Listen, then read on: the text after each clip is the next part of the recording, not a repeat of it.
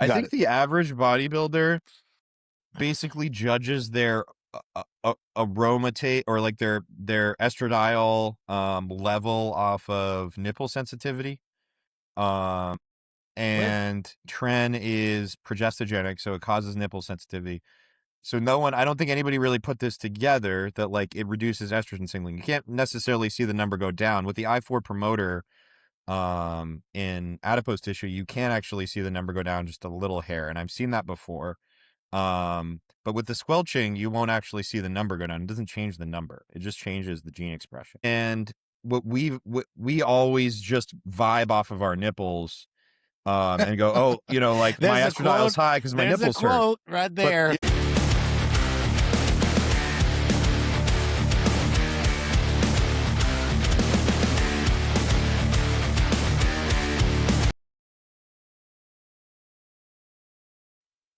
Hey, welcome everyone to the Rise 41 Geeked and Jacked Trend Special. You'd think every episode we talk about Trend, so that makes it not special? You would be wrong. We want to talk in depth about Trend today because we have, well, I will let Josh do the introductions. I'm Joshua of the Tren RN, and let's see what we got today. We've got Joshua of the Tren RN. Here we go.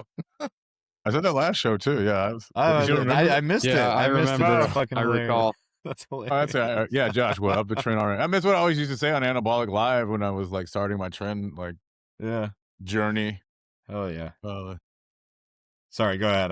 No, you're fine. I didn't realize you guys. Oh, okay. Thanks for noticing it, guys. All right. Well, I guess we'll go with age before beauty.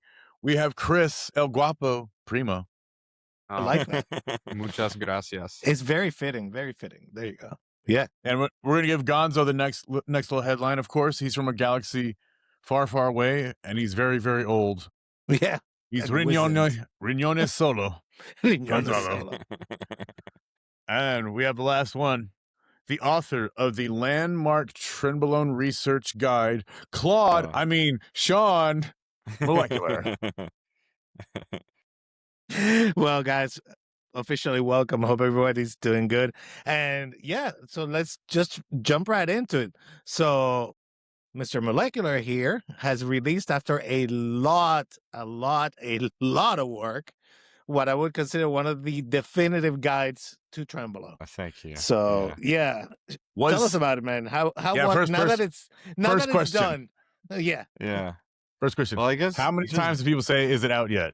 Hundreds, man. People have been asking about it ever since I started talking about it like 2 months ago. It's been kind of, everyone's been asking me 24/7 about it, which has been really cool. I mean, but it put a lot of pressure on me to finish the damn thing, which was good, honestly, because then, I couldn't obsess too much because, at the end of the day, like, you just tweak things and change little things until it's perfect. And I'll do that for the next year or two if someone lets me. So it was nice to have some pressure from the community to, get it out and try to finish it as soon as possible. So that was really good. I was just like, I did the final edit and I was like, it's not perfect yet. I need to change this. I was like, just release it, dude. It'll be fine. Like that you're describing happens to like artists all the time.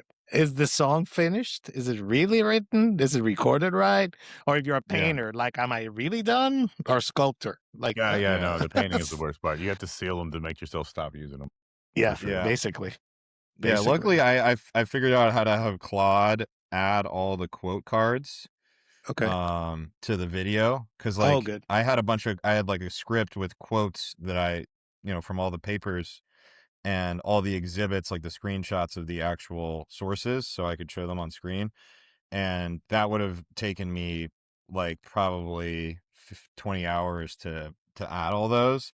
But luckily, Claude was able to actually edit the video and put those quotes on screen and everything, which was really nice. That saved a lot of time. I'm a big fan of AI. Claude wasn't making the quotes up for anybody that's hating. I know. Yeah. But wait, real quick. Was the 90-year-old on Tren, was that Pablo Picasso? There was a lot of 90-year-olds on Tren, but yeah. There's a lot of 90-year-olds on Tren? Wait, what? Well, I don't know about 90-year-olds, but definitely, I mean, the indication for it was cachexic, like wasting diseases, post-cancer, post-surgery, so a lot of the use case for that drug would have been probably in people like usually 50, 60 plus. Well, that should make sense. Yeah. Yeah. So, and they also like, one of the interesting things is the quote that I read to you guys in the last podcast that was like revigorates the elderly, yada yada. Yeah. That quote was kind of almost like TRT language. So they may have also been prescribing this sort of as like TRT for like, hey doc, like, I'm not getting boners anymore. I'm not feeling I'm not feeling good 100%. anymore. And it's You like, mean to okay, tell me in the 70s you could go to a doctor and he prescribe you cigarettes and Trenbolone? yeah, yeah. Probably. This sounds like France. I love France. I love France. It's like I'd have to pull up the exact quote, but it was like revigorates the elderly, revives the frail, yada yada yada. Yeah, that was the most interesting quote, and that was directly from the prescribing manual. So this wasn't like advertising. This was Everything like on that literally video on is a French interesting. doctor's desk. Yeah, like this is official medical literature, is what you're saying. It's official. It wasn't even that, like the guideline wasn't even to prescribe estradiol or test with it as well, right? Like it was just straight Tren. Well, I remember the Parabol was like start with three vials and then do one a week or some shit. I don't know what the Hexabolone was. Wait, 3 vials in 1 week starting? It was bloating. it was 1 vial every 2 weeks to start, and then usually every 3 weeks after. Like they did a loading phase in some cases, I think. Right. Okay. That's what I. So you'd start, every 2 weeks, load it. So they were getting like somewhere around 30 milligrams of hexahydrobenzyl carbonate ester every week. And then if you like calculate that into base Trenbolone, which is closer to acetate, it's like 25 milligrams every week to load. Which is not nothing, low. but it's not. No, it's not a lot. I mean, I can. We're do not talking 200 a day, bodybuilders not though. feel- We're feel talking kinda like, Grandpa Joe over there in the corner. I mean, So the think about it like Trenbolone this. replacement dose. Think they about thought it was like 30 this. a week. You are a grandpa that hasn't had testosterone in your body for the better part of 30 years. Yeah. You're on 20, 30 milligrams of Tren a week, something like that, and acetate, land basically.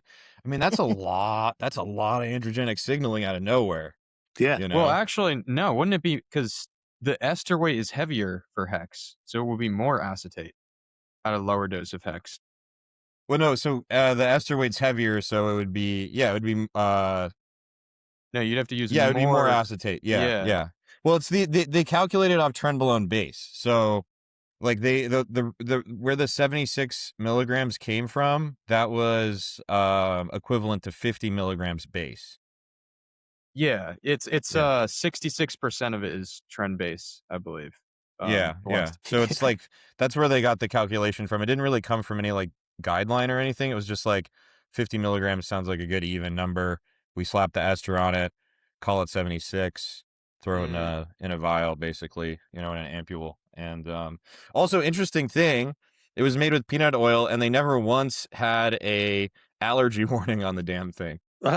Well, this is back in the day, though. Here's an interesting for real. anecdote on my part, I guess. I'm allergic to peanuts, and I'm not allergic to peanut oil. Like, Really? I think, I'm pretty sure the oil is like not allergenic. Because I mean, for example, Interesting. Chick-fil-A, they cook all their stuff in peanut oil. I've never had You're any fine. issues. Well, Yeah. maybe that's why they didn't put it on there. Does everyone like figured. Chick-fil-A? What was that? Does everyone like Chick-fil-A? I love Chick-fil-A. I dude. love Yeah, Chick-fil-A. the food's great, man. All right, I just want to make sure. My daughter, her first job right now as a 16-year-old is at Chick-fil-A. I had looked it up though, Chris, and it said that in some cases people would get peanut allergies from peanut oil, but I don't know. Probably in some cases. I don't know if the injection is the same as the food necessarily, or like how that, because I'm not like an The immunologist vector, yeah, or whatever. right. But ingested versus injected. have you injected peanut oil before? No, I No. can't. Yeah, Not that I know of. I mean, maybe it's a some of my Retchus gear- oil. That's what they call it, a Retchus oil. Maybe Really? some Oh, of my come gear on. has peanut oil. I'm not Pretty 100% sure. unlikely. Pretty unlikely. It's was usually gonna say. MCT oil or castor or something else. But Yeah. anyways, so I thought that was kind of interesting. But yeah, the dosing didn't really come from anywhere. But yeah, I figure like what, 30, what do you think, Chris? Like 30 milligrams of Trenbolone a week, equivalent to 200 testosterone, give or take? I mean, the anabolic androgenic thing, it says it's like 5 times more, but obviously that whole thing's a little bit flawed. Yeah, I mean, I'd say 3 to 8 times as strong if I had to, like, per Yeah. milligram, if I had to put a number on it. Yeah, somewhere Um, around there. So it'd be a lot. yeah. I mean, but Well, hang it's on. not like entirely unreasonable, I guess. Gonzo, you're about this age. You're an older man. When you take Tren, So what? when you're doing Tren, how much Tren are you doing? And then when do you start feeling like crazy effects? You want me to go on and say all this on screen? If you want to. If you don't want to, that's fine. I might pass on that as far as the details. All right, sounds good. But let's just say low dose, never high dose ever in any way, shape, or form. That probably is actually what they gave, like a pretty close to replacement dose, Sean. Yeah, I mean it's like, yeah, now that I I mean think about it's it. similar to like, I mean of course it's not, it's replacement is a very kind word in this case, but yeah, in terms of androgenic signaling, I mean yeah, it's pretty damn close, right? It's kind of around that, probably a little hot in terms of the AR, but like not unreasonable, I guess. Yeah. And with the So loss of estradiol, you'd probably, need it. I mean, Yeah. you probably want more. Yeah. Well, you Yeah. wouldn't want more for your brain, but if you want to get muscles, you probably would. Yeah, For I mean, sure. that was really the indication, was like wasting, bed illness, post surgery, that kind of stuff, which it makes a lot of sense. It makes a lot of sense to do something like that. But I don't think Tren is the right tool, obviously. Yeah. Maybe Yeah. Anavar is, I mean, Tren with is a rock. estradiol, you give them, Tren's a what they're giving the cows could be a little bit yeah. better. Yeah, a What little they bit get the better, yeah. cows? Not good. Yeah, just a little bit better though. Definitely not a long-term replacement solution. The really beautiful irony in this whole thing, in this whole picture, was that the human approval had Mhm. so little data, and the animal approval had a lot of data, like a Yeah. lot of data. And the human approval Francis. got what didn't get what the animal approval got in terms of data. Like when they gave it to cows in 1987, or approved it in 1987 to use as implants in steers and heifers, etc. It got primate studies, rodent studies, studies of thousands of animals, and toxicology, environmental toxin studies, residue studies. It was unbelievable. Any I mean, fights recorded between the animals? probably. I wouldn't be surprised. I feel like we have an underground science fight club going on here. We're not thinking about. Well, Yeah. I don't think they care. I mean, obviously, No, like, obviously they're not. not worried about the animal's well-being. But when you do think about it, it's kind of messed up. Yeah. Well, it's You almost know? like they knew that they would get answers that they wouldn't like, so they didn't ask the questions, It's basically like the I think modus is what feels France like. has a little bit of a track record of not doing that much research on the drugs that they have. Okay. Like another one is that I've looked into before is called phenazolone.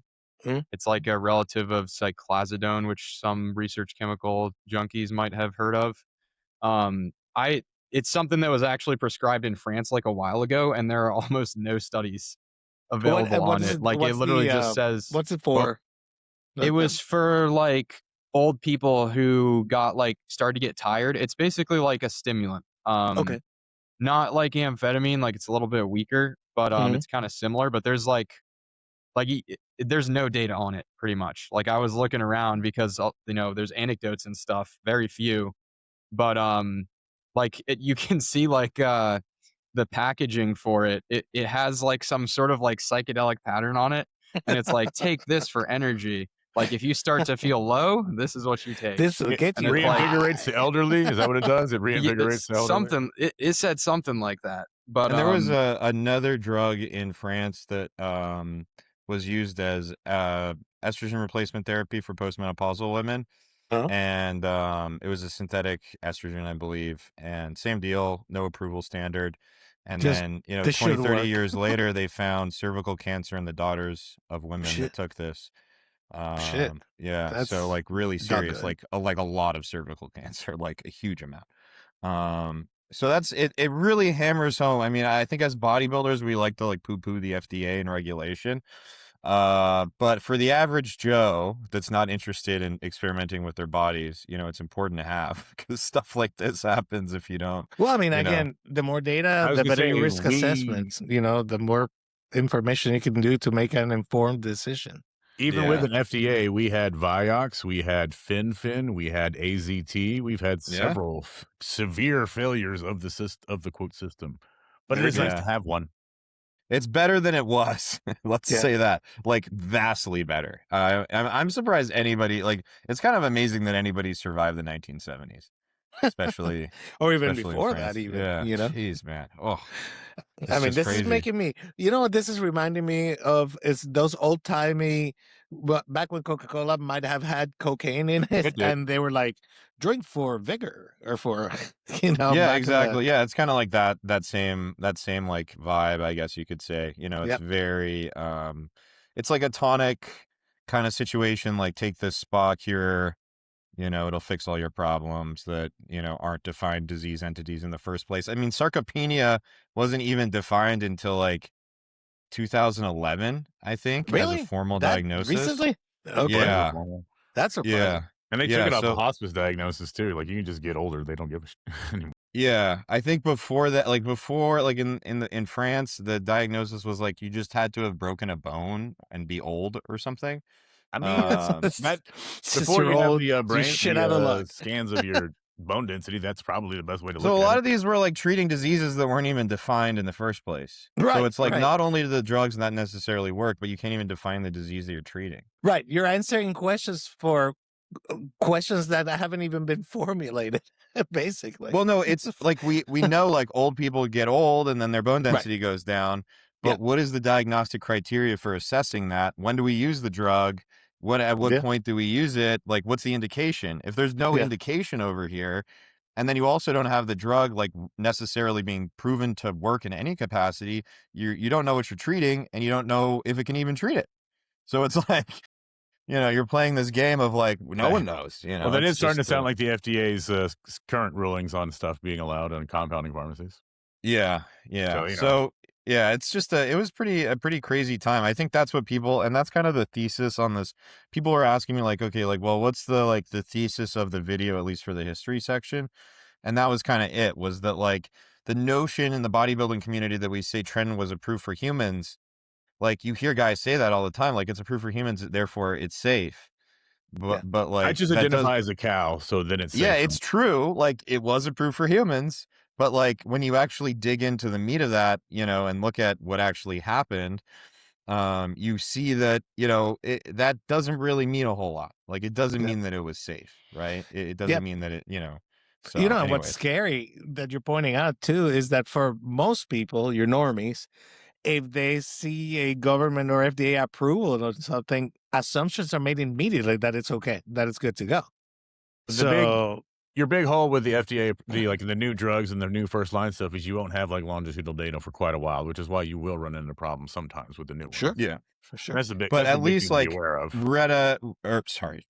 cut that out. That, The R word is a really agonists. good example of like that working really well now. At least like they're studying this in thousands of people for Voldemort fixes. cream, I mean, yeah. yeah, it's no joke. Yeah. No, I mean, sure. it's different. I mean, it's different than it was. You know, it's definitely it's gotten much better for sure. Yeah, we had to have some severe failures. Yeah, I was gonna say I do like to look at the like history of like legislation on medicine, and you know, back in the day, it was like if you had a cocaine problem, we'd prescribe you heroin, and vice versa. Yeah. Yeah. I mean, that actually happened all the time. Like Solved. Yeah. I mean, medical practice itself has had some wild, crazy ups and downs. You know? It's not perfect practice. It's practice. Well, I it's mean, not perfect, but we're living in an era where it's getting closer to perfect. It's getting It's as better. perfect as It's better, for sure. it can be. Yeah. And it's only going to get better, which is fantastic. And that's why, you know, despite people living even increasingly unhealthy lives, we're able to keep these people alive for longer and longer. Like life expectancy is going up slightly, despite people getting more obese. We're doing our more best metabolically to disordered. fuck it up. Yeah, you know, it's like it's despite incredible. your efforts to fuck this up, we will make it where you can't We'll fuck make it up. well, but like that doesn't mean that like the end of your life is going to be enjoyable. Like we can keep you alive, but it's gonna suck. Like, you know what I mean? You're not gonna be able to move. You're gonna be obese. You're gonna be out of shape. We got them new medicines coming out, which apparently are fixing everything. So that's fine. Yeah, I doubt it. There's kind of an irony with what's happening too, in that like it's getting to be where the people with more money are actually the skinnier ones because they can afford the GLP-1s. Yeah. Like where it's fully toppling on its head. Like it used to be like the rich people were the fattest. And now it's like the poor people are the fattest. Yeah, you get Lizzo so or like, you get GLPs, yeah. Well, that's how they used to depict, like in the 1920s, like the fat cat business monopoly man was Yeah. like had like a big belly. Yeah, the robber Yeah. Like baron. that was Yeah. he was like Yeah, that the was the rich rubber boy, band. you know, Yeah. like I think that's so like such it's so interesting how like everything at the end of the day is like a signifier of resources. He was able to eat Yeah. food. I mean, even your tan, remember? Like back Yeah. in the day, being pale was a sign of aristocracy because you don't work outside. Yeah. You're inside all the time. Yeah. So if you had a tan, that's you're a peasant. You're out there in the Yeah. in the fields. The old blue And blood thing. So I guess the other thing we can talk about is I don't know how much of this video you guys watch, but I found a human study. We've got a human study on Tren now. Which is by the way, first ever human study. Besides the hamburger study, there's a hamburger The study. fucking hamburger study. You guys Wait, know about what's the hamburger study? Where Wait, they did I had get the some guy eat a metabolite hamburger study. with Tren in it. And Okay. see if you Yeah, could they had metabolize a couple people eat a hamburger with Tren in it. They injected Tren into a hamburger, and Tren, no ester. I'm not sure if it was no ester. It's probably no ester. Yeah, No ester, no ketchup. Hold or it might have been Yeah. acetate Methyl- because it might have been Tren. acetate. I don't know. It wasn't methyl Tren for sure. It was. I've got there's some no good field 17 reports on alpha, methyl actually. Tren being like quite anabolic and Well- very painful and dangerous. If you the Tren study actually has methyl Tren in it. This is a German, it's a print only study that Of course, I found. the Germans. Of course. Yeah, two references. The WHO residue study referenced this study, and I was like, oh, that's a human study on Tren. And then we pulled it through interlibrary loan, and we were able to find it. The actual study is mostly on methyl Tren, methyltrianolone. But at the end is a footnote on Trenbolone, specifically Trenbolone acetate, not even the hexahydrobenzyl carbonate ester. I think this was in 1966 or 1967. So they didn't even study the ester that went into humans, but Right. okay. Did you say 67? 67. 67. Yeah, 67. Yeah, for the alpha kids, whoever that are my kids' ages, there's your joke. I don't know what that is. It 69? 6'7". No, No, you don't know what 6'7" is? Bro, than a 6'7". Oh man, you're missing What? nothing. Anybody want to explain it to me? I Oh don't my even God, know. How do you even explain swept that? the world, No. dude. Chris is going to explain it if anyone is. Chris. Yeah, you Chris, Oh go my for it. God, Man. it's like just yeah. this stupid thing. There was this like it originally came from like a song, and then there was this like basketball player that was just like 6'7", 6'7", and then like this little kid, like someone like shined a camera on it. He's like 6'7", 6'7", 6'7", and it just became like a huge meme. And like Is this a anytime recent anyone, thing? yeah, dude, this Yeah. is like within the past year, I think. Yeah, Guys, the first I months have or no so idea at what's going least. on. Yeah. Yeah, That- it's I supposed don't to I go don't away. scroll any I'm TikTok or envious of you, Instagram dude. at all. Yeah. See, I, my teenage children keep me up to speed on these things. Same. They're like, Dad, 6'7". And I'm like, Yeah. all right, whatever that I'm means. a boomer, dude. I'm living my I'm living my best boomer life. Like I say, you're okay. I'm remodeling the house. That's what I'm doing. You're turning into your parents. Yeah, exactly. Yeah. Anyways, so this study that it was primarily methyltrianolone, but there was a footnote inside of it. 3 people got Tren. 3 Okay. people. 1 was a non-responder, and 2 people responded, and they did. It was nitrogen retention, basically. They were measuring nitrogen retention. Yeah. Okay. And okay, I'd have to get the exact numbers here, but basically, I think it was 5. when these drugs sort of first came out, they thought that nitrogen retention was limited, like that it was a class property of steroids in general. Like they all kind of cause the same amount of nitrogen retention. You can only get so much nitrogen retention, and it's a class property of anabolic steroids in general. Now, when they studied Tren, they realized that was not true. They're like, whoops, not this There was one. a lot more nitrogen retention. It was 5 milligrams every other day, I believe. Trenbolone acetate. Jeez. Yeah, 2.5 milligrams a day, basically. Okay. So Some basically, microdose. yeah, That's probably Nandrolone retained about 1 gram a day at 50 milligrams, 1.6 grams a day at 100 milligrams. And let's see if I can find the numbers for Tren. like basically 41% VPA. So that's, I did the math on it, but I'd have to double check. But basically, like about 3 times stronger at a sixth of the dose Than what on they expect to average. see, huh? Okay. Yeah. So very powerful drug. Obviously, I'd have to pull the exact numbers. I can't read them that quickly because I need to get them in a table. But about 3 to 6 times stronger. Variation between those two people, and then that was at 2.5 milligrams a day. So like, basically anywhere from a tenth to a sixth of the dose, essentially. Gotcha.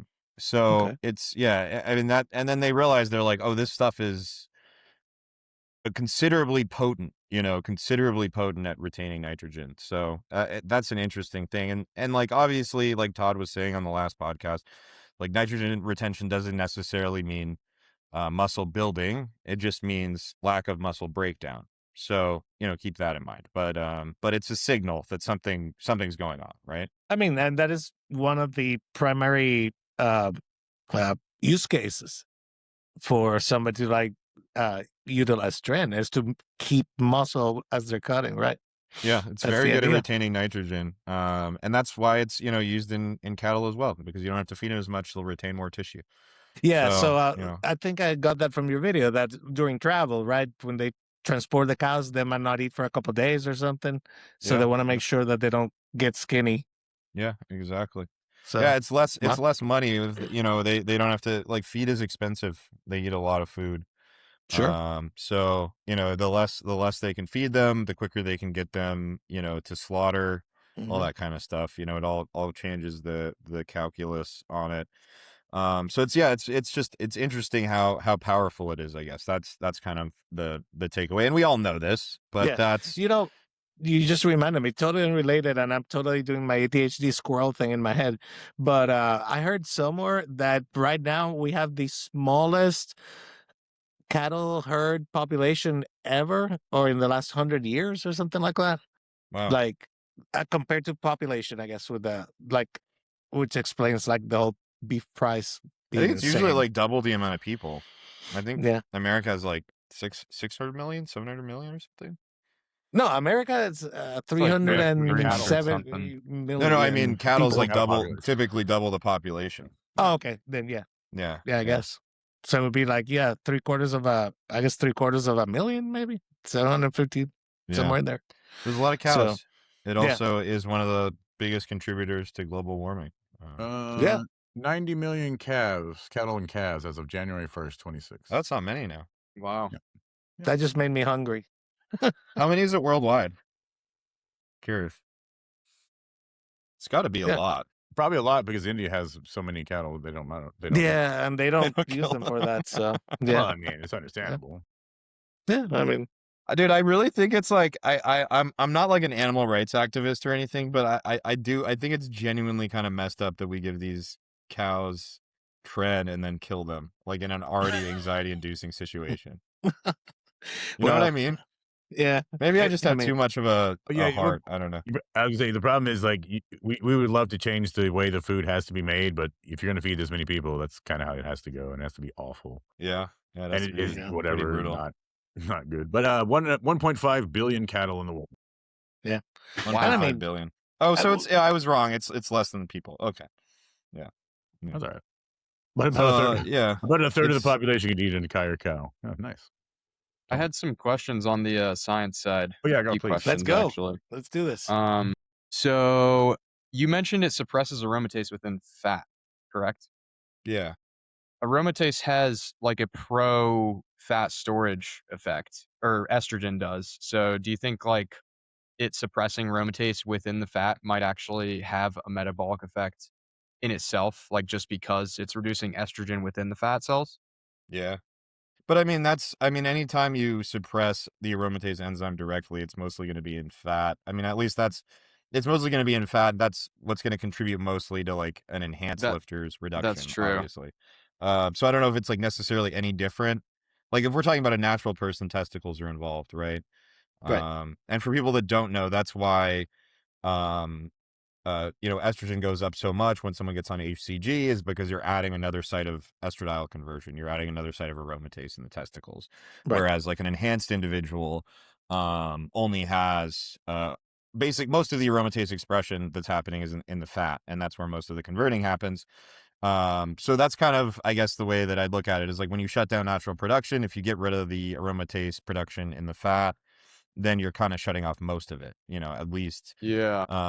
I don't know how much it actually goes down in practice. I think that's like a smaller factor, like, because that's through, for anyone that doesn't know, that's through the I4 promoter, which is activated by glucocorticoids. So glucocorticoids bind the I4 promoter, and they like cortisol, basically. If cortisol binds the I4 promoter, aromatase production goes up. A promoter is just it's like a thing that sticks out on the receptor that makes it kind of like more sensitive, quote unquote.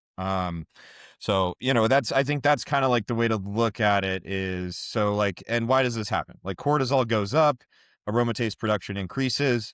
And the reason for that is like stressed and inflamed tissues, basically need to regulate aromatase expression so that they can rebuild themselves. So anytime stress goes up, you increase cortisol production, you create more aromatase, you express aromatase more, basically. So that's what happens. And then Tren blocks the I4 promoter because it blocks glucocorticoids from binding.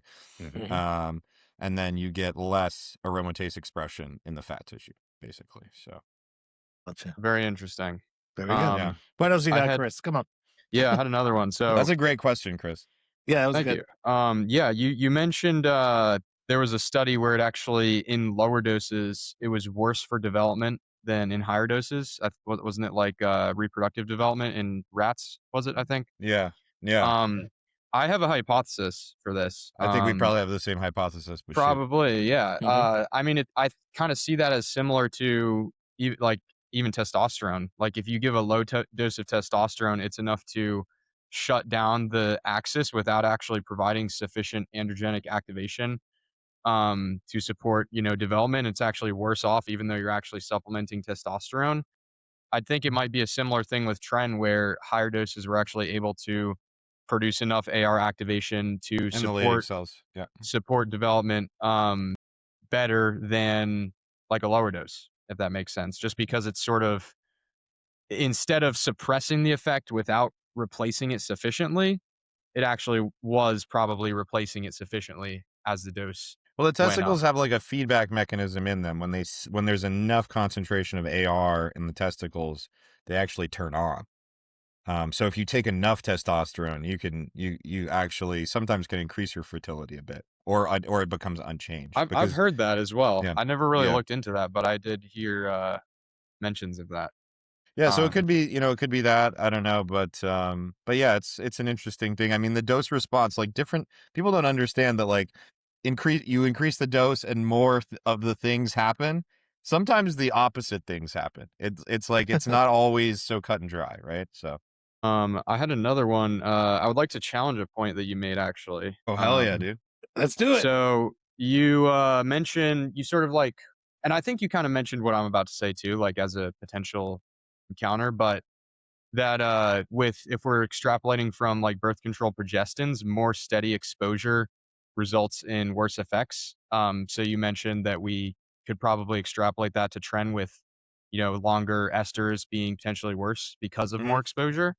Yeah. I would actually argue that because it is such a strong androgen and we're using it in doses that are considerably androgenic, that shorter esters would create a more unstable androgenic profile, which in itself would, I think, create more emotional instability than a more steady androgenic hormone profile. Yeah, you can make an argument to the androgen receptor, I think. The other thing, though, that I will mention is many of those birth control that those women were on, the older progestins, they're also androgenic too. So that kind of, yeah.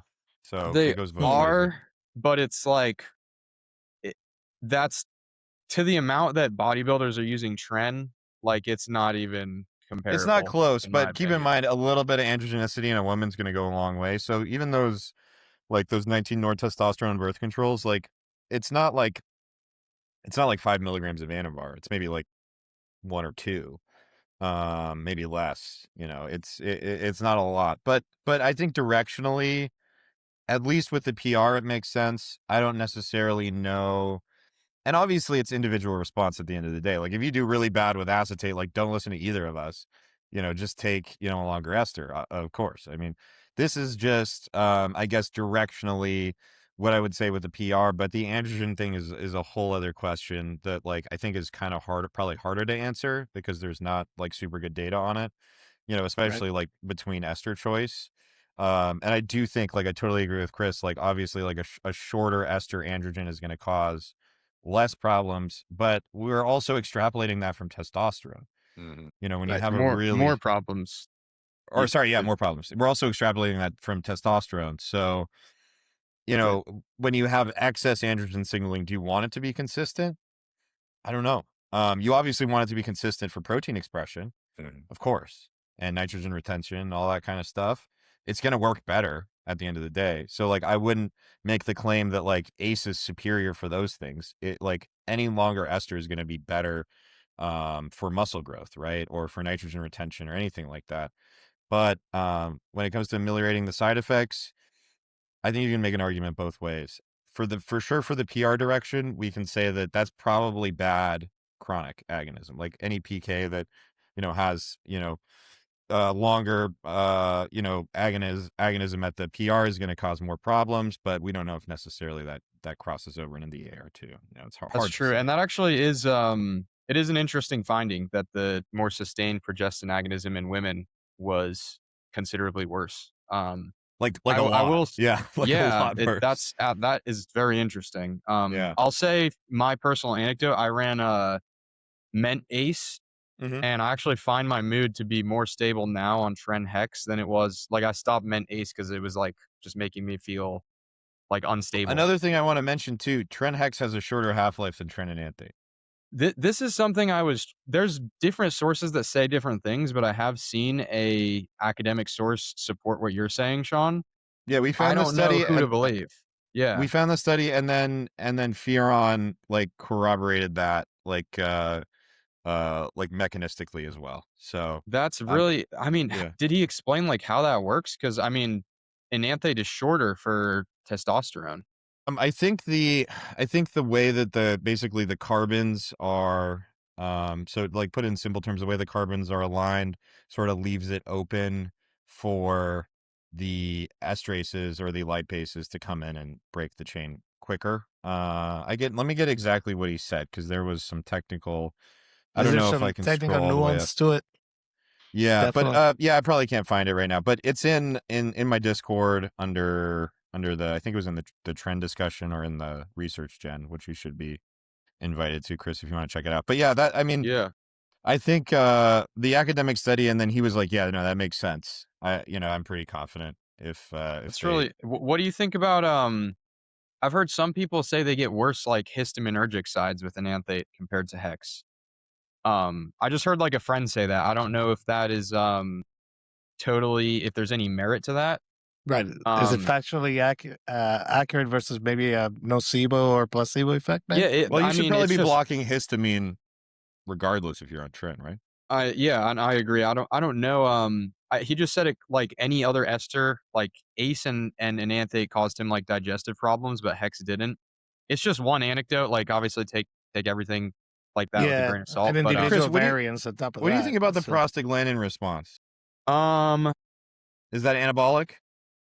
that's something I'm not I was convinced. actually talking to someone about your thoughts on because I wasn't 100% sure. Okay. Yeah. I'm not Yeah. 100% sure either. I'm just kind of directionally disagreeing with it, I think. But Um I mean that's supposedly a mechanism by which it can worsen hair loss.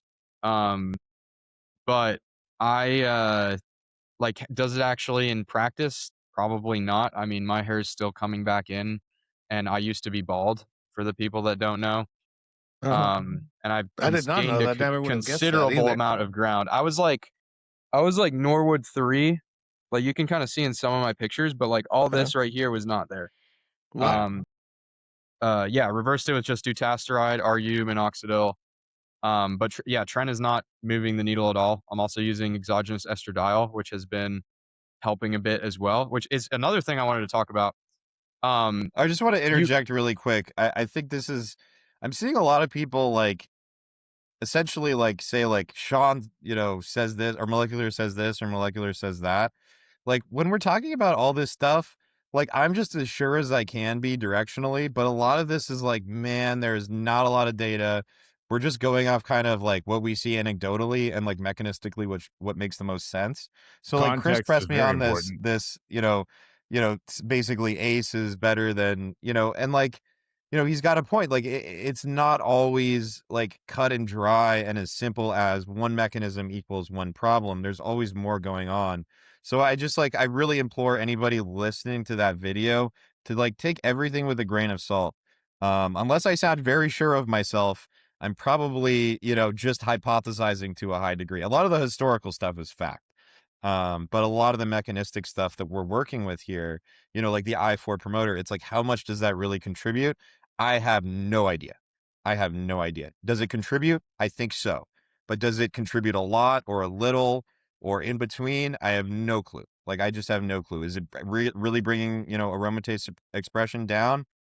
To some degree, I think, but not, it may not be a huge effect. It may not even be noticeable. So I just want to like caveat that, I guess, because people seem to like take what I say and then they go, oh yeah, he thinks this, that's gospel now. And it's like, no, like we're all kind of like figuring this out as we go, I think that comes off in your tone in the video, Sean. I don't think you're actually like, I think you're basically like, it's very professional the way you present the data, and you're saying like, this is what we do know, this is what we can probably say, but this is like, I think that like, it's more people that don't really have as critical of an eye, I think. So it's good that you say that again here to kind of reiterate that point. Yeah, because I think people just like are treating like, I don't know, some people think I'm an idiot, which is fine too, but people like there's many people that are treating me like a messiah now and hanging on my every word, and it's like I think I need to get better at speaking and then being like, I don't know, like necessarily, especially like on podcasts. So that's what I'm trying to do here anyways. I don't think you do, man. I think dude, and I've come to this conclusion too, is a lot of people who like read your stuff or see your stuff will like not like they'll say something that just shows they didn't think about what you said at all. Yeah. Or like understood the fact that you're like basically making a mechanistic inference.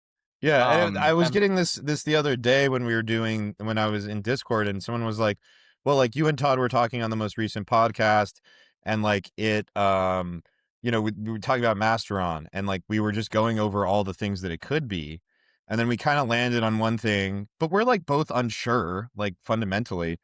And like he was like, so that's what it is. And it's like, no, like we were trying to figure it out. We haven't figured it out yet. You know what I mean? Like, so, I feel like a lot of this is like people really need to like kind of read the room too and be like, well, like, like. Well, remember also that people are their own filter, and depending on the mindset you're approaching this information with, some people just want to confirm their bias. Yeah. And if you say something that does that, they'll be like, molecular is awesome. Yeah. If it doesn't, that guy's a dick. Yeah, exactly. And it has zero to do with you. Yeah. It's their perception of the validity of the data, I guess. Yeah. I don't and a know. lot of It's these weird. like studies like with Tren are like, especially this like nitrogen retention study from 1966. I mean, that could be way off. It's N equals 2, basically, with a non-responder. It's N equals 3, but a non-responder. So it's really 2. And they're measuring this like with the most crude methods possible. Like, so like, what are we, so when like, I feel like people just don't have a background in like reading research. So maybe I have to say it more that like, like when I talk about a study from the 1960s, it goes with 2 people, it goes without saying, like pretty iffy, interesting, but iffy, right? So yeah, definitely question that data. Yeah. I had another question here. So you mentioned a few like anti-estrogenic mechanisms of Tren. Squelching. I feel like that sort of warrants running E2 a bit higher just because of that. Like it's this was a funny connection, like that you basically kind of attached like, hey, like we're basically creating sort of a menopausal state in the brain. Like that's I think why that's a we're lot getting, of what the night sweats are too. yeah, It's like some of that. I thought that was super interesting. Oh, wow. I hadn't even thought of that. That's right. So it's almost like we should be treating Tren use as if we're treating a menopausal woman, by, increasing estradiol. A little bit, yeah. Probably by using exogenous E2. One thing I'll say is, and this is not like an endorsement or anything, but I felt significantly better since adding exogenous E2 alongside the Tren that I'm running right now. Okay. Um, Can we so ask your So what dosages? Is that valid? Just to have an idea, or at least low, medium, high? medium, not like medium. high, but not like Gotcha. not super low either. I Got think it. the average bodybuilder basically judges their aromatase or like their estradiol level off of nipple sensitivity. And Tren is progestogenic, so it causes nipple sensitivity. So I don't think anybody really put this together that like it reduces estrogen signaling. You can't necessarily see the number go down. With the I4 promoter in adipose tissue, you can actually see the number go down just a little hair. And I've seen that before. But with the squelching, you won't actually see the number go down. It doesn't change the number. It just changes the gene expression. Yeah. So there's no way to see that on blood work. And what we always just vibe off of our nipples and go, oh, like my estradiol's high because my nipples hurt. There's a quote right there. But, yeah, Thank you. but like the opener, we we vibe vibe by our nipples. We guide our bodybuilding journey by our nipples. So it's always been that like, oh, my nipples are sensitive. My estradiol must be high. Trend mustn't be not suppressing my estradiol. But like progestogenic signaling in itself can cause ductal growth and sensitivity.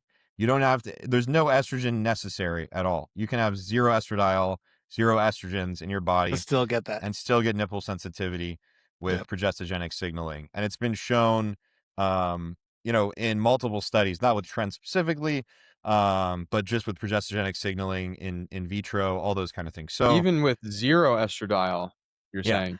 Yeah, you can get Okay. ductal growth with zero estradiol. Yeah. I always thought both was like sort of the heavy hitter. I didn't know that Well, zero both is the estradiol. heavy hitter, but it's not necessary. Yeah. Okay, so yeah, basically that kind of means higher doses. Yeah, like that's a intelligent conclusion, I think, that higher doses of Tren can create nipple sensitivity and an anti-estrogenic effect at the same time. Yeah, and that's I genuinely believe that. I mean, I think that's pretty solid. Squelching specifically has been shown not with Tren but with DHT. But I think squelching is well-established mechanism for reducing estradiol signal. And that happens with any androgen. Also, any androgen, it's, like, it's a very delicate balance. Stronger the androgen, stronger the squelching, obviously. Following this logic, let me ask my meathead question here, Chris. Following this logic, then it makes sense when somebody's deep in prep, at the end of prep, when their estrogen is smashed, and they're also, because they're close to the end of prep, upping probably that Tren dosage. Is that like a double whammy for symptoms, basically? Because I believe so. Yeah. Right? Yeah. Yep. And, which explains why people, when the closer they get to the show ready, the more likely they're to have some side effects express themselves. And also, just to put it in context, I think that the I4 promoter aromatase expression reduction is iffy, but I think the squelching is solid. I think that's definitely happening. I pretty much 100%. There's no doubt in my mind. Because it's all the same AR signaling. If DHT is doing it, Tren's doing it. But DHT can't do it to a high degree because it gets inactivated quickly by 3-alpha HSD. So, it's not going to consistently squelch like Tren will consistently squelch. It'll stop estrogen signaling and the squelching is going to be something to keep in mind. The squelching specifically with longer esters is going to be more consistent and more binary. Or less binary. So like with a shorter ester, it's up and down. You get some signaling, you get less. You get some signaling, you get less. With a longer ester, it's just gone. So something to keep in mind. I think that's one of the reasons why people stay so dry on Tren is from the lower estradiol signaling or ER signaling specifically in muscle, fat, everywhere else. Thinning skin. I thought that was really interesting. Because that's a very universal finding in bodybuilders of like, and like I think Todd said this on the last podcast too, where he's like, the second I put Tren, or like I don't know if I was there for this one, He was like, the second I switched from Mint to Tren, it was like overnight. My physique just went from bloated and puffy to like totally Yeah, sauced. he did say that. I Makes remember sense, that. Yeah. Yeah. And I mean, I know, I honestly noticed a similar thing, not trying to condone it, but after adding it in, it was like, holy shit, like what the fuck? Yeah, you drop water. You drop Is it- water like really fast. Yeah. And it's almost like that water, and that's what the recomposition is the water is coming out of where you don't want it, and the nitrogen retention is pushing Pulling all it. the water exactly where you do want it. And that's why you see that really beautiful recomposition effect, is because you're taking away all the stuff you don't want and you're adding all the stuff you do want from an aesthetic Right. perspective. Yep. Maybe not from like a health perspective, but from an aesthetic Absolutely perspective, not. you're But it getting looks great. a better look. So that's, I Yeah. think that's, and so when you combine that with like the nitrogen retention study, and then you combine that with the estrogen signaling, you get a pretty clear picture of why that recomposition effect or recomposition look is happening, right? It appears that you're losing fat and you're putting on muscle at the same time. That's not what's happening. You're just losing water in the places where you don't want it, and you're getting water in the places where you do want it, basically. So. Right. It's better distribution of water, not just nutrients. I wanted to mention also, DHT, it doesn't get broken, or it does get broken down more. So Tren probably should have a stronger effect per milligram for that. But as you know, Sean, it also has anti-estrogenic or anti-ERA specifically effects independently of its AR effects. There was a study, I think, and I can't remember. I think we were all discussing this before, but it like the 3-beta reduced metabolite, when they block the AR, it's still anti breast gland growth because it's an ERB agonist. So that's another angle where DHT might, have some compensatory anti-estrogen effect, despite its rapid breakdown. Well, for years, the combo for the bodybuilders has been the Tren masked testosterone. Like, yeah, I mean that's one of the big recipes. That's one of those ones that they recipe up and sell all together. So yeah. Well, they would just to be clear. there. So for the squelching model, they tested it directly, so it has nothing to do with the metabolites. They actually they measured where P300, CBP, and SRC went between the ER and the AR receptor, and basically, when Tren binds to the AR, it steals all the co-activators from ER, and then ER can't transcribe its genes. Even if ER gets bound by estradiol or estrone or whatever it is, it can't transcribe genes because the co-activators basically have to unwind. It can't unfold, right? Yeah. Yeah, have to unwind it's like tightly wrapped, and the co-activators have to unwind it for it to actually transcribe the genes. So like basically what's happening is it's stealing the co-activators. And then the really interesting thing about this study is when they added more co-activators, estradiol signaling turned back on, gene expression turned back on. So when they added more CBP and SRC, you see you see estrogen signaling recover in vitro. Is that something that's possible for human beings? I don't think so. Maybe. I don't know. I think it would have to be inside the cell, I believe. So you'd have to have like a lipophilic delivery vehicle of some sort. It's a shame that pharmacists or like pharmacological researchers aren't developing drugs to make bodybuilders stay healthier. I wish, dude. Yeah. But there's no money in that. There's not enough of us. But yeah, no. So I think that's really interesting with the squelching, that like the signaling returns when they have availability of co-activators. So yeah, something to keep in mind. And like it's kind of confusing because it's like why would nature build it like this? And the I guess the kind of the interesting thing is that all these receptors come from the same ancestral protein, like GR, AR, ER, PR. Like they all come from the same, all the steroid receptors, they come from the same ancestral, like evolutionary bit.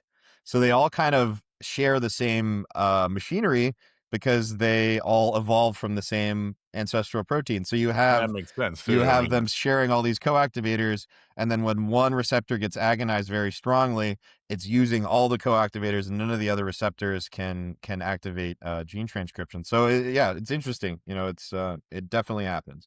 I'd stake a large amount of money on that happening with Tren, like a large amount. Is there an evolutionary advantage in that, or is that just the way it is? I guess I don't think it's a problem under physiological conditions. Not like AR isn't getting agonized at any point hard enough. And ER is not getting agonized at any point hard enough for there to run out of coactivators, but you bring Tren in here that smashes the receptor like into pieces. It's using all the coactivators for gene expression over here, and there's none left over here, but that's just because it's so strong. And DHT does it, but DHT has an off switch, like Chris was talking about, that stops that from being like a huge issue. Like it's still like if you use exogenous DHT, you still reduce estrogen signaling. But that's because it's either localized or it has a long ester, or you're using, you know, a super physiological amount. So that's kind of the way that I'd look at it, I guess. Yeah. All right. So And I mean, anecdotally, oh, go ahead. Yeah, go ahead, Josh. I was gonna say anecdotally, I see guys that take cabergoline or P5P for their. I wouldn't take cabergoline, obviously, but this is what I'm saying. They take it for their whatever Tren-induced gynecomastia, and it seems to work for most people. Any ideas why? Is it just was going to go away anyway? You think, or you just? I don't think it works that well. Okay. Like, because the PR signaling's still there. I mean, you might reduce it enough to where it stops becoming a problem, but like for sure, if you increase the Tren dose a little bit, like it'll probably come back. I really don't think that like prolactin is a big mover with gynecomastia. I just don't. I don't think it's. Have you seen like how DHT interacts with the PR? Is that something like does it produce receptor squelching in a similar way? That maybe Tren won't. I think they'd both squelch. They'd both squelch. Yeah. So, but does AR activation also squelch from the PR? Okay. So then exogenous DHT or like you know, Masteron or something might be good to kind of prevent that PR. Yeah, especially on the nipples. Yeah. Yeah. I mean, another reason to use DHT cream if you have gyno problems, not use a SERM, not use Caber. It's all crap. It's so bad for you. And dude, even if Caber, like even if you're squirting milk across the room and Caber gets rid of that problem, I'm still not taking Caber. I'm just getting the tissue removed. Don't take Caber, please. Yeah, like I don't care. I'm terrified of that. I'm just gonna go get the surgery. You know. Yeah, after hearing everybody talk about Caber and what it does, I'm like, Do male breasts make colostrum? Because we might have a way to make money off. Jeez. Okay. Bodybuilder milk. Are that hard up, bro? Yeah, there we go. Trend-based milk. Oh, God. That's a different meaning for muscle milk, right there. Dog, you couldn't pay me to drink that. No amount of money. Dude, I'd rather eat shit or something. That is the grossest. Oh, the Tren twins spraying each other during their videos or something. Oh man, no, stop! Yeah, I could see that. You know, Tren milk that could be pretty marketable. Tren milk. So now we're helping everybody with their diet today. They're like, "Oh, I'm getting hungry, man. I'm on prep," and it's like, "Yeah, well, guess what? Tren milk, dude. We got some Tren milk, dog. Gonna get the Tren milk." Disgusting. Yeah. So, anyways, the squelching thing is really interesting, and I think like it's something that I didn't know about specifically. Like Firon brought it up to me, and then I extended the research. So like all credit to him on this like beautiful nugget of information, because I had no idea this was happening, and that also might be what Masteron's doing as well. It's hard to say, like we're not sure, but you know, I think it definitely does it to an extent. I would say. They all do it to some extent, right? They all do it to some extent. So the question is, you know, I think the stronger, you know, AR binding, obviously you get more squelching, and that's just the way that I'd look at it. So I don't know. Yeah. You know, it's just an interesting. And like the more compound, like if you have an insane amount of a weaker compound, it'll have a similar effect as a smaller amount of a stronger compound. All right. Theoretically, to simplify this for everybody, the more Tren you take, the more it's going to sit on your AR and prevent your other ER, GR, basically all your other systems from working properly due to the basically taking over, hogging everything. So Tren will hog your system. Yeah, basically. Yeah, it's pretty incredible, man. I think that's like, and Tren is really the only one that I think is going to do this to a super high degree, besides DHT, obviously. Maybe Met too, but what do you think about DHB doing this similar? DHB? Yeah, DHB. Like of the two compounds that Broderick says are the strongest, it's going to be DHB and it's going to be Tren. So I don't know if you guys had any thoughts. I would think it's really just like a potency thing. Like if I had to guess, like it's how tightly it binds the AR, basically. And because I mean, obviously, if you use the same amount of, or like the same exact milligram amount of methyltren and Tren, the methyltren is going to do an insane amount more of receptor squelching. Similarly, if you use the same amount of even probably something like Superdrol, which is very potent per milligram. If I had to guess, I mean, that's just like Well, it's what my intuition is methylmasteron. Of telling course me. it's Like, strong. it's not just like how tightly it binds it, but also like how much activation is being produced. And I guess think. the interesting thing is like then you start thinking about non-genomic signaling, genomic signaling. How does that integrate with squelching? And these are all really interesting things to talk about because like I have no clue, but you know, in theory, I guess, you know, if you had you know, something that was more did more genomic signaling, you know, potentially that could cause more squelching, you know, at least in terms of estrogenic side effects. So maybe that's why things that are a little more non-genomic maybe don't cause as much estrogen suppression. I don't know. It's iffy, but just interesting things to think about for anybody Is that there wants to no research this squelching stuff. at the membrane level? There Because, is, but it's not the nuclear receptor, so it would have to squelch I think it would have to squelch the nuclear ER as well.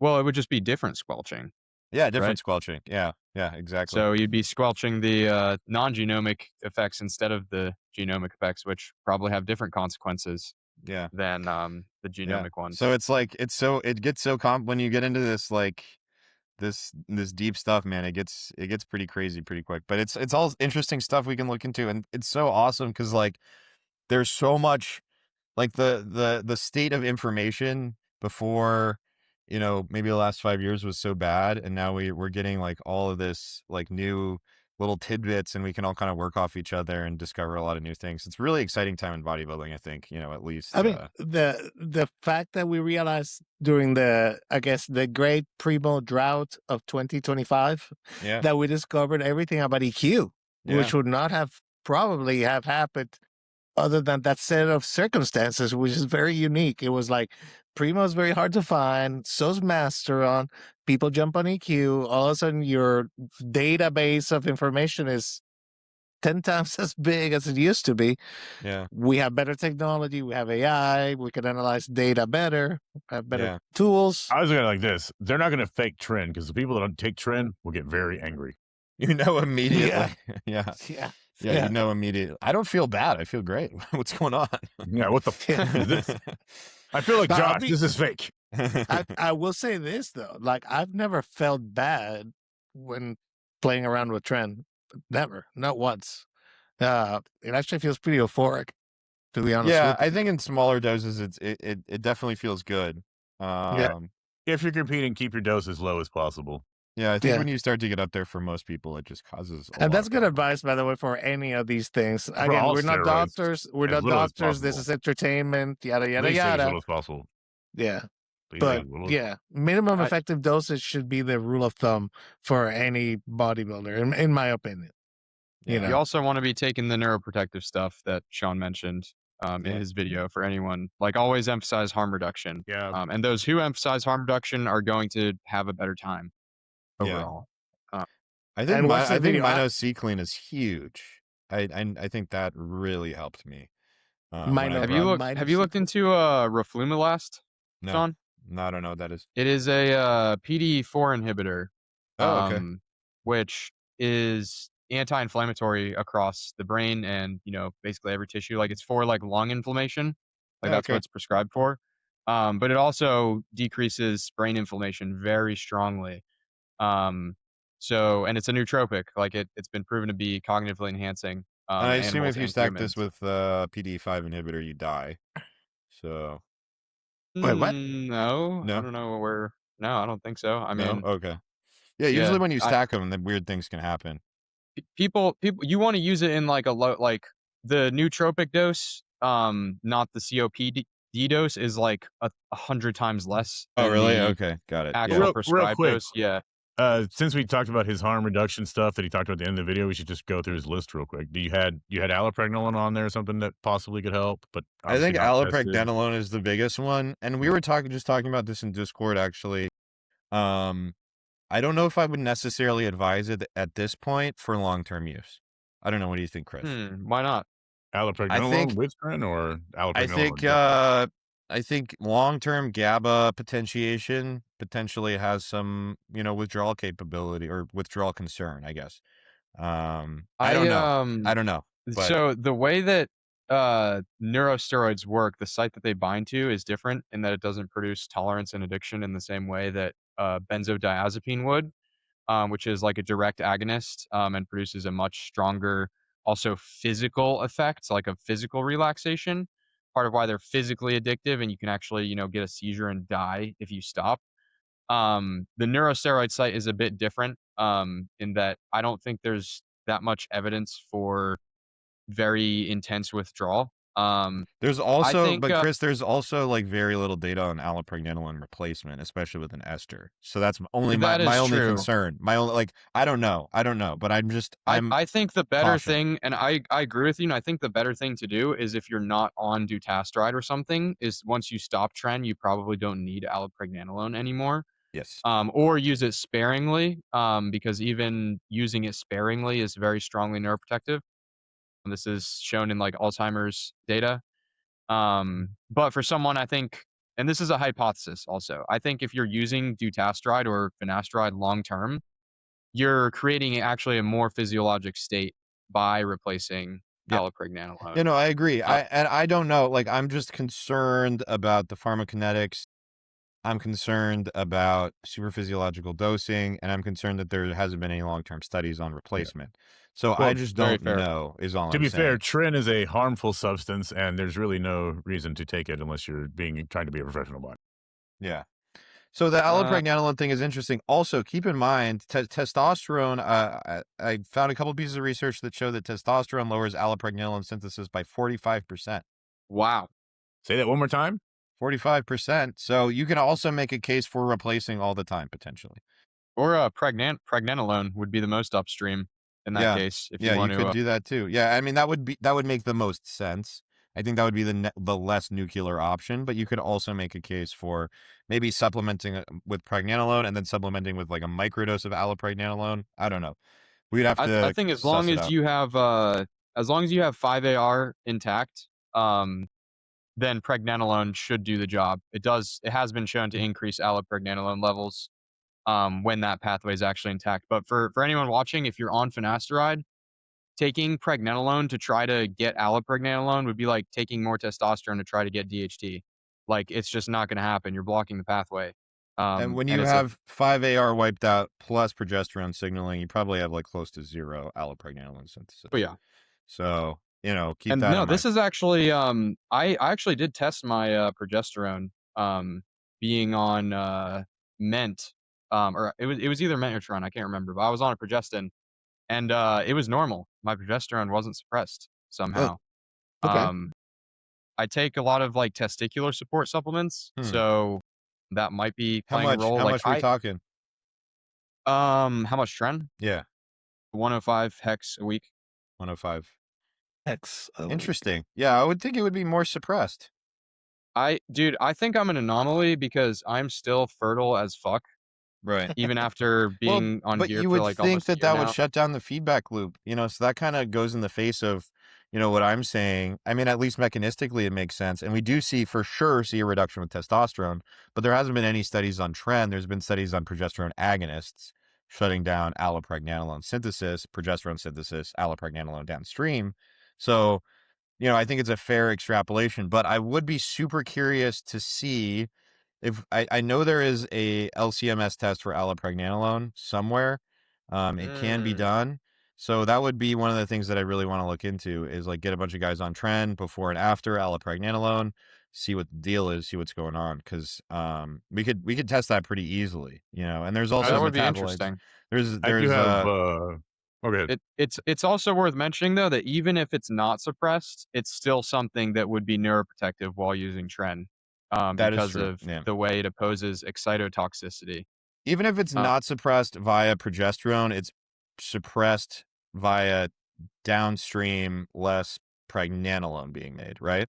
well, if the progesterone's there and you have 5-AR and the pathways are intact, Tren shouldn't be disrupting 5-AR or 3-alpha HSD in itself, which are But the then two why does enzymes. testosterone shut down allopregnanolone synthesis? I mean, I would think it's because it suppresses upstream steroidogenesis. Like, even the testosterone Right. we Yeah, should yeah. see So that's what lowering I'm saying. So progesterone. Tren would do the same thing. Yeah, So we no, had, I agree. yeah, I honestly think I'm an anomaly. Like my yeah, stack is just so good that I'm still have excellent sperm quality being yeah. on Tren. Do you take Um, HCG? no, I have never. I was on HCG for like a month at the start. It made me feel like ass, so I just stopped it. I take like Pycnogenol. Improves like testicular. And it reduces testicular DNA damage. Agmatine is also antifibrotic in testicular tissue. Um, and just a bunch like COQ10, Shilajit, these both improve, So is mitochondrial Finerenone, health. by the way. Finerenone, that's a diuretic, right? Yeah. Or Well, it's not a diuretic, but it I blocks the mean, mineralocorticoid receptor. So that'll stop fibrosis to some degree in the testicles as well. okay, Yeah. that's interesting. Anyways, But no, so yeah. I, yeah, no, I Go. was just saying, I think all these like I'm kind of an anomaly.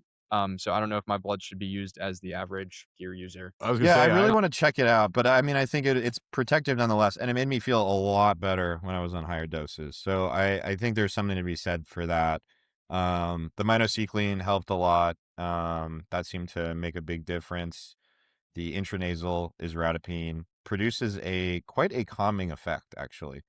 Almost like an acute sort of relaxation, but not like druggish. Not like a benzo or anything like No, that. it was right? very, very like clear, but just kind of like, oh, okay, things are good. Yeah, kind of like chill. Yeah, chill. So Yeah. that was interesting. And then Memantine obviously is a big one. So you want to shut down the microglial activation. You want to shut down the glutamate toxicity. You want to replace the neurosteroids, all that kind of stuff. So I think those are like kind of the big ones. I don't know. You got any other ones, Chris? What about donezepam? Donezepam, something like that? What's it called? You know what I'm talking about? Yeah, donazepam. That's an Is that one? acetylcholinesterase inhibitor. I think there's evidence it can help with beta amyloid, which is Right, that's I it. actually do have some other ones for this. Oh, okay. BPAP very BPAP. significantly increases BDNF across multiple brain tissues in the But it's hippocampus as well. stimulating, so there's a It is catecholamine concern. BPAP is actually not really that stimulating, especially in low doses. A lot of people say they don't feel it. I see it more as something that's working in the background to prevent like brain aging. But it also very significantly reduces beta amyloid buildup. Oh, I want to mention something, by the way. I was on Parnate this whole time. You were on what now? I was on Parnate this whole time while I was running those higher doses of Tren. So Did you find any that's something that's neuroprotective as well. So I'm yeah, curious but if it's you a found lot any. of it's like a catecholamine party, man. I could feel it. It was overpowering for sure. But Catecholamine party. for those that don't know, Parnate's a non-selective monoamine oxidase inhibitor that increases basically every neurotransmitter or every monoamine in your brain, essentially. Serotonin, norepinephrine, dopamine, all that kind of stuff. So not something All that of anybody them? should Wow. take, by the way. Not something that anyone should take. Yeah, that sounds wild, Okay. dude. Yeah, it sounds you can't. kinda Dietary restrictions and SSRI will kill you. It's no joke. So Mhm. just no one take that, Very please. legit. Yeah. Oh, yeah, I was gonna Um, say, I do have, blood work coming up since, I'm like 8 weeks or a couple weeks out before my show. Do you guys want me to test anything? I'm on a bunch of Tren. I can do progesterone, whatever you like. Progesterone would be really cool. All right, I'll pull that Yeah, one. I would love to see progesterone. I think that would be like. oh, and allopregnanolone, I don't. like Sean was saying too. Yeah, I I don't know know that if. there's I go to I, Dirt Cheap. I know they've got Pregnenolone. I don't know if they have aloe. Probably not, but I don't I'll know. look Talk at it. to Gabriel. He might be able to expose the API and see if there's an allopregnanolone test in there. It's possible. I don't know. I'm sure. I mean, you just search the LabCorp database and they should have something. It's not exposed on the internet side, but we've been looking into it, and their Quest has so many tests that you wouldn't think the Quest has. So it's very possible they have allopregnanolone. I don't know for sure, but They usually have tumor necrosis alpha or tumor they've got a necrosis. bunch of. They've got so many things that like in the back end that are like fentanyl metabolites, like all this kind of weird stuff. I've seen a bunch of really really cool stuff. Like if you actually expose the back end, like because like typically like the front end, like that all these places you order through their front end and then they go to the Quest back end and order the test for you. Right. But when you actually expose the back end, there is an enormous amount of tests that aren't publicly available. So maybe ask Gabe, if he can like throw in an allopregnanolone test, or if there is one available. That would be super interesting. Hey guys, I'm just giving you the heads up. In about 5 minutes, I'm gonna have to drop. and I have to land this plane. Just so, Oh yeah, so we y'all could cut know. it. We could cut it. I'm just So right let's here. babbling. let's do a lightning round of questions. If you guys still have questions, because I know Josh had all kinds of questions. No, Oh, yeah, I go mean, for I've it. asked Yeah, what I let's hear wanted to 'em. ask. Yeah, and Chris, Okay. feel free, bro. Let's Anybody else? just jump in there. Let's give the people what they want, which is everything Tren. You got any more, Chris? Yeah, as far as protection goes, I honestly think I'm a little wary of the dopamine agonist effects of memantine. I think agmatine actually has more beneficial off targets, which include enhancement of cannabinoid signaling, Is agmatine a opioid prescription or endo- a no, agmatine you can buy on Amazon. It's a dietary supplement. okay? It's endogenous. It's in your body right now, whether you like it or not. I just checking. Agmatine. Yeah, agmatine. Yeah. Put that on my It's list. bioavailable sublingually very strongly. It enhances endogenous cannabinoid neurotransmission, endogenous opioid neurotransmission, and has anti-addiction effects as well. So it can help with like impulse control. Whereas I've never used memantine personally. But I'm curious what you like. What do you make of like the dopaminergic off targets, Sean? I mean, I don't know if it's necessarily a problem on Trent specifically. Is that your concern? Well, not really like a trend specific interaction, but just that for some people you might not want like that's kind of a heavy off target in my opinion, like increasing dopaminergic signaling.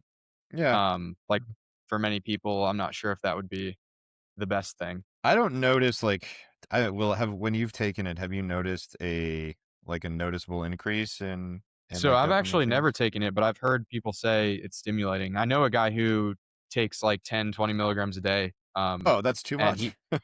yeah, no shade to him. Yeah. I think it's a bit much, but yeah, I mean, I just was curious. Like, that's just one reason I see for like agmatine maybe being a better option for some people if they find it to be stimulating. Or like, have you found it to disrupt sleep or anything? I know you Hey, also have Chris, like how a do you good sleep spell stack. that? I'm like trying to find it and I Oh, cannot. okay. Agmatine. No, Okay, so I haven't noticed. Oh, sorry, go ahead. amactine sulfate, is that right? Yep, exactly. I haven't Okay. noticed it affects sleep negatively at all. I think it's in fact at 5. I typically take 2.5 or 5. Late I cranked it up to 5 when I was on the higher doses. But and I did do 10 for a while, but that made me a little weird. So I bumped it back down. But I think at 2.5, I really don't notice any stimulating effects at all. I take it before bed, like every night. I mean, that being said, I take Lembo every Interesting. night, but so I don't really know. But yeah, Yeah, it's limbo. hard to Yeah. say. Oh, limbo for the sleep is probably our best, safest option. The 5-HT2C on the trazodone is why other people generally use it, and I do know a lot of people use I call it quetiapine or a Seroquel for Tren as well. yeah, But And I don't like either one of those last two. yeah.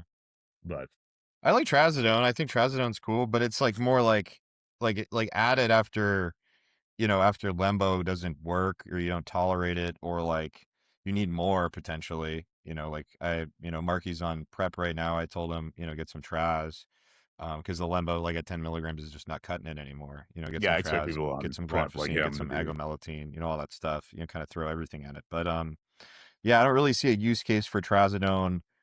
There's specific use cases, like if you need to block, that specific serotonin receptor, I get it, but I wouldn't just add it in as like a sleep drug right, Chris? That's what you think too, pretty much? yeah, I think that is its best use case for like MAO inhibitors. Right. Yeah. Like lemborexin is just so much safer and also in itself helps clear beta amyloid plaques, which is kind of probably a part of why Tren is bad because it disrupts sleep. And then I was So lemborexin yeah, and I was gonna say really just on that, the orexin blocking is huge for it because that's one of those big chemicals that goes up as you go on your diets. Yeah. yeah. Yeah. So actually, at like literally calorie deficits through leptin, like specifically, or ghrelin specifically increase orexin like directly. So like if you are dieting really hard, Tren can, or sorry, not Tren. If you're dieting really well, Tren can be a good ancillary too if you're dieting hard. Right, But yeah. Lembo can be a really good add-on, especially if your sleep is impacted by just a calorie deficit in general. It's one of the yeah. hormones Lyle McDonald talks about a lot because he does natural people, and obviously they don't take almost anything. So Yeah, well, they should take Lembo if they're I was dieting. gonna say, I wondered if that was available to him. Like, hey, we have something good for the natties out there. Lemborexin. Go to sleep. Yeah, I don't know if that's natty anymore, but Well, exactly. but yeah, that's the question. but I think it's interesting. It's not like the AR signaling is not, you can't really mechanistically map it 1-to-1 to orexin with the monoamines. But with the calorie deficit, you actually can map it 1-to-1 to orexin. Like it hits orexin. So That's really interesting. yeah, kind of an interesting little tidbit there. I mean, there's a lot going on, obviously, like with the sleep and Tren, you've got AR activation, RAS activation, flattened cortisol, desensitizing B1 receptors, reducing melatonin, silencing melatonin expression to some degree. So there's a lot going on. You also have, hematocrit, sleep apnea issues, potentially causing problems there. Just a bunch of Eventual liver damage. yeah, a bunch of stuff going on that can disrupt your sleep with AR signaling specifically. There's Tren is designed for things that are about to be eaten. Yeah. Yeah. Yeah. So when they come down to serve man, then you know what? Everybody gets free Tren. I'll remind my wife of that. Yeah. Yeah, we're trying to get eaten ourselves sometimes, So that's also a good use case for agomelatine too. Cannibalism? No, for Tren, I mean, yeah. Cannibalism. So anyways, I'll stop yapping. Gonzo, you get to bed, do your thing. No, this was actually super fun for like throwing together something improvisational, which I think people actually will get a lot. This is a good conversation that we had here. I think there's a lot of data. And for the people checking out the episode, all of the information will be in the notes, so you can go watch this. And please, if you're even vaguely interested in Tren and making a good decision for your health or understanding what this is, watch the video. Trust me, please go Great watch video. that video. And I put all the make some informed ancillaries like decisions. 3 hours deep in the video. So like you have to be dedicated to actually get the useful bits of information out So of the it. first 2 hours are telling you, go please through the don't road. take this. Yeah. This is why you don't take this. Yeah, or you can just watch the podcast on Gonzo's channel and now you know. So you don't have to deal with all that. Here you get like the distilled version, which is not as accurate because it's distilled. So Yeah. you still should watch the video. But if this conversation piqued your curiosity, absolutely go check it out. Thank you, Gonzo. Absolutely. Appreciate you. So with that, guys, again, thank you so much for taking the time to share a few minutes here, and catch you, everybody. Have a good one. Later.